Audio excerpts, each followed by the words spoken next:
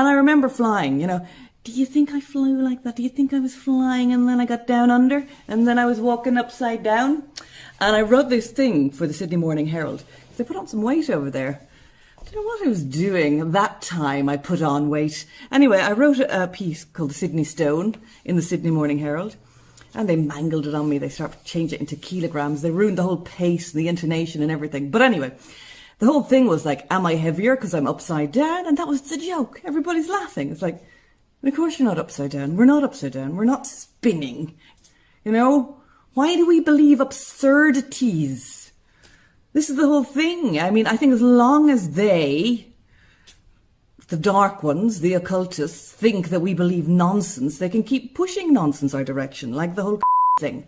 And as long as we're like, don't talk about that. Don't talk about it. You're going to make us look crazy. What's more crazy? Think we're on some kind of spinning rock walking upside down in Australia. I mean, what's more crazy at this point? Thinking that the water is all held together by gravity, but a little fruit fly is managing to fly around the place. Got to discuss it. I love the discussions. Not always, because you can't say always, but the more compelling evidence and debate for me is coming from the flat earthers. I'm not sure about the Arctic wall thing. I don't know. I mean, you see, I don't think we're third rock from the sun and all that. When my kids are looking at all that space stuff, I'm like, yeah, I'll be taking all that with a pinch of salt, lads. This ever-expanding universe and multiverses and all the rest. Do I know? No. I just know we've been lied to about just about everything. So, when I'm standing beside a very still lake, I'm like, we're not moving, are we? We're not spinning around. This is nonsense. We're not walking around upside down in Australia. Bloody nonsense. So it's just common sense. You don't need graphs, charts, peer-reviewed studies. You don't need all of that. Just a little bit of common sense is all that's required. Do I know the shape of the Earth? I don't. What I made here is an image of where we're told we live on a Polaroid picture, representing a moment in time, because that's all we get here. Do you want to know how I became a flat earther? I wanted to debunk the flat earth theory by finding empirical evidence on the motion of the Earth, the curvature of the Earth, and the validity of space travel. When I couldn't, beyond a shadow of a doubt, prove those three things to myself, it sent me searching for why. This is a powerful combination, showing you that we're all just on borrowed time here. If we don't know where we live, we don't know why we're here, we're certainly not doing it right. Just by being a part of the Earth, we are all entitled to freedom, travel, learning, building, growth, our own journeys. Instead, we're all restricted by boundaries. We're trading our moments and our journeys for shelter, for food. We're wasting all our time here just for someone else's permission to exist. Look at the other creatures. A fish doesn't pay a toll to swim up a stream.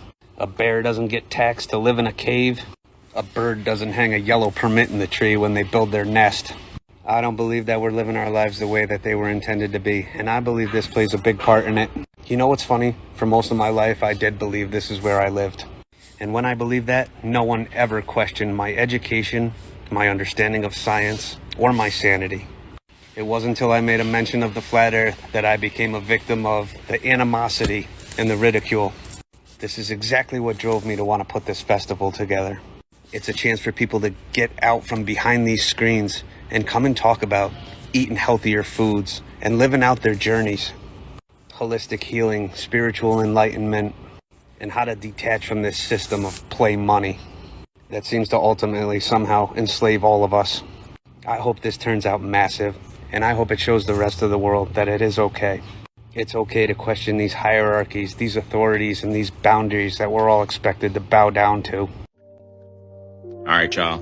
Remember this. They can't lie to you. The truth is always hidden in plain sight. Genesis 1, verse 1. In the beginning, when God created the universe, the earth was formless and desolate. The raging ocean that covered everything was engulfed in total darkness, and the power of God was moving over the water. And God commanded, "Let there be light," and light appeared. God was pleased with what he saw. Then he separated the light from total darkness, and he named the light day and the darkness night. Evening passed and morning came. That was the first day. Then God commanded, "Let there be a dome to divide the water and to keep it in two separate places." And it was done. So God made a dome, and it separated the water under it from the water above. He named the dome sky. Evening passed and morning came. That was the second day. firmament? Are we under a dome? I don't know. Oh my, we got you now. So NASA is reporting that the moon actually glows brighter than the sun in images from NASA's Fermi telescope. Firmament. So I know you're wondering to yourself, Jay, what does that mean? That means that they were able to use the telescope to detect gamma rays. And the gamma rays that they found were brighter than the sun. And I know you're asking yourself, but Jay, how is that even possible? Well, it's possible because the moon shows gamma rays with energies above 31 million electron volts, or tens of million times the visible light. At these energies, the moon can actually be brighter than the sun. So we're supposed to think that this is supplying the energy, but can't deliver the energy. So I really think it's about time we get out of this scientism. I really think it's about time we get out of this scientism. I really think it's about time we get out of this scientism, appeal to authority, and we start actually doing some research on this model. Because what NASA is saying in this, that if we could see this in gamma rays, it would actually appear brighter to us than the sun. So a wise man once told me, always end things with someone else's words because they've already said it better than you can. Richard Feynman said that I would rather have questions that can't be answered than answers that can't be questioned. Planets aren't real. You heard me, and I have proof. In the Bible, God specifically only created the sun, moon, and stars. Nowhere in the Bible will you ever find mention of planets. But here's the thing about stars. They're also commonly referred to in the Bible as angels. For instance, in Revelation, it mentions 1/3 of the stars falling from heaven. In Matthew 24:29, it talks about how those stars will fall from heaven during tribulation as well. The best part is that I know exactly what kind of angels these were.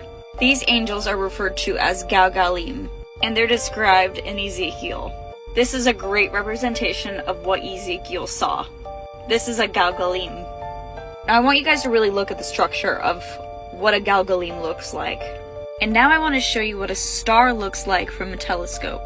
I'll show you a video.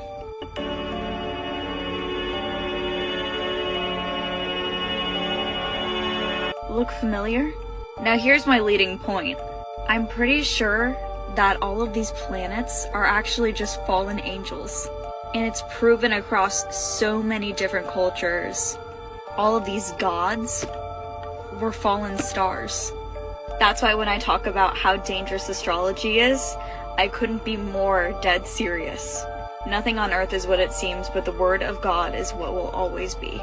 I'm not a flat earther, but I've got a special place in my heart for everyone that is. The reason I love flat earthers so much is that they're brave enough to ask the questions that nobody else will. There are obviously serious consistencies with our space program, with the way the world operates, and why they hide certain aspects of the Earth from us. There's a serious issue with the rainbow being shaped like a bow, along with a bunch of other high strangeness that flat earthers are trying to understand. The fact that people make fun of flat earthers the way they do and call them flurfs just shows me, no offense friend, a lack of courage and critical thinking. Because the flat earthers are on to something.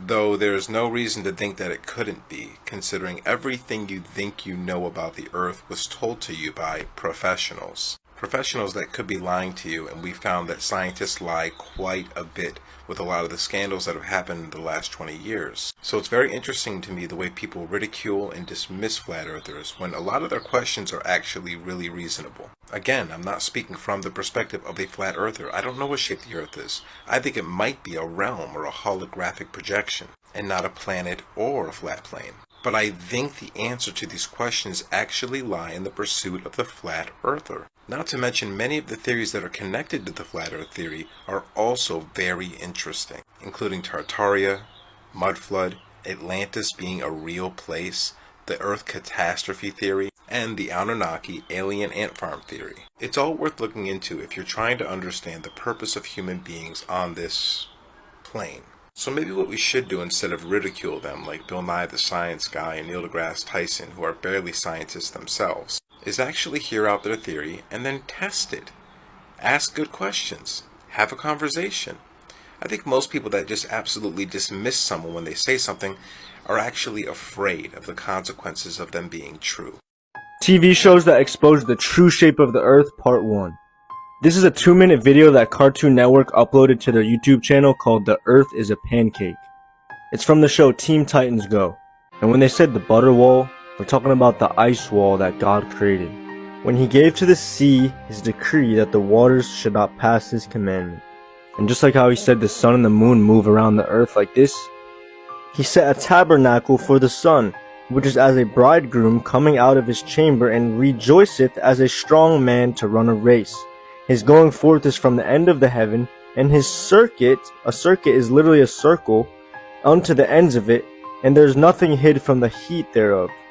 And how are races usually done? In a circular track like this. The Bible speaks the truth and they know it. This is why they put the truth in their shows. God says there's nothing concealed that will not be disclosed, or hidden that will not be made known. What you have said in the dark will be heard in the daylight, and what you have whispered in the ear in the inner rooms will be proclaimed from the rooftops. I just figured this out.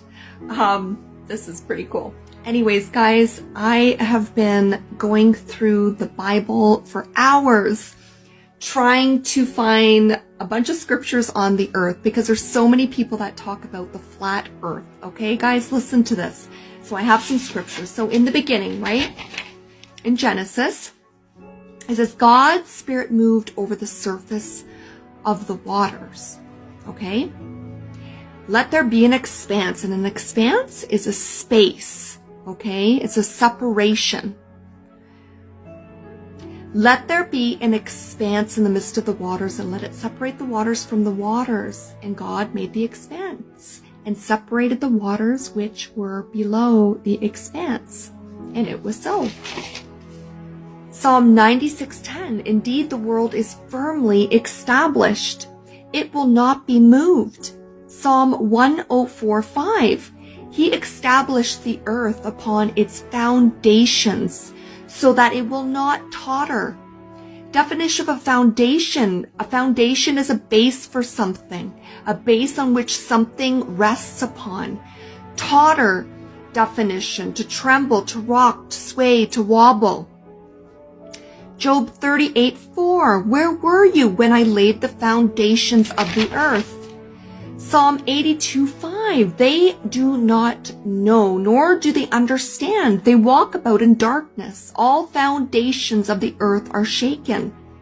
Isaiah 24:18. For the windows above are opened.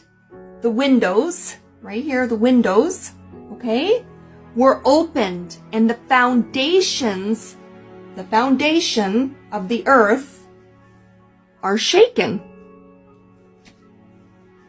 Isn't that so amazing? And did you know in King James Version, it talks about the firmament, guys. And a firmament is a dome. It's a solid dome, like a vault. Guys, if you want to know truth, you need to look into the Word, the Bible. Again, I say it all my videos. It is our map of this life, guys. The Holy Spirit will be your compass. He will guide you in all truth if you ask Him. I promise you. I thought flat earthers were like bonkers, but now that I'm actually reading the Bible, I'm like, wow. But remember, don't put your faith in man, only God. Go back to when you were 7 or 8 years old, sitting in that classroom, and they were beating this into your head. They were beating this in your head. What if they beat this into your head instead? Do you think it would have taken as much effort to convince you that you live on a plane, non-rotating plane that kind of just goes on forever? Or that you live on this? And you see how this works. I know you've driven, 6, 7 hours before in your life, right? Think about this. Think about what you saw along that way. Up and down and hills and valleys and all that stuff. But magically, it forms this perfect sphere. Think of how much indoctrination has to happen for you to believe that. Leave your mind to its own devices, and this makes way more sense. Way more sense.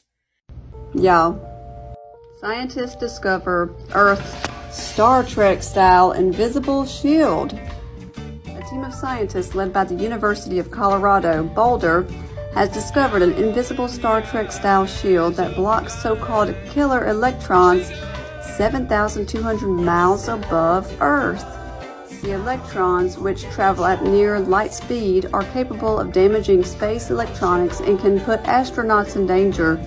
The shield, which forms a barrier to particle motion, was found in the Van Allen radiation belts, according to distinguished Professor Daniel Baker, director of CU Boulder's Laboratory for Atmospheric and Space Physics, who led the study. The radiation belts, which are held in place by Earth's magnetic field, are two donut-shaped rings that are packed with high-energy electrons and protons. It's almost like these electrons are running into a glass wall in space. I wonder what that could be. Baker in a statement says, somewhat like the shields created by force fields on Star Trek that were used to repel alien weapons. We are seeing an invisible shield blocking these electrons. It's an extremely puzzling phenomenon. The scientists discovered an extremely sharp boundary at the inner edge of the outer radiation belt, which appears to block electrons from breaking through the shield and moving toward Earth's atmosphere. Two donut-shaped rings. Kind of looks like that, don't it? Crazy. Ladies and gentlemen, this is your captain speaking. It looks like we have forgotten to calculate the 1,000 mile per hour spin underneath us as we fly from LA to New York. That being said, we are flying 500 miles per hour backwards, unfortunately, so I'm gonna have to ask you to remain seated and enjoy the complimentary nuts. Thank you.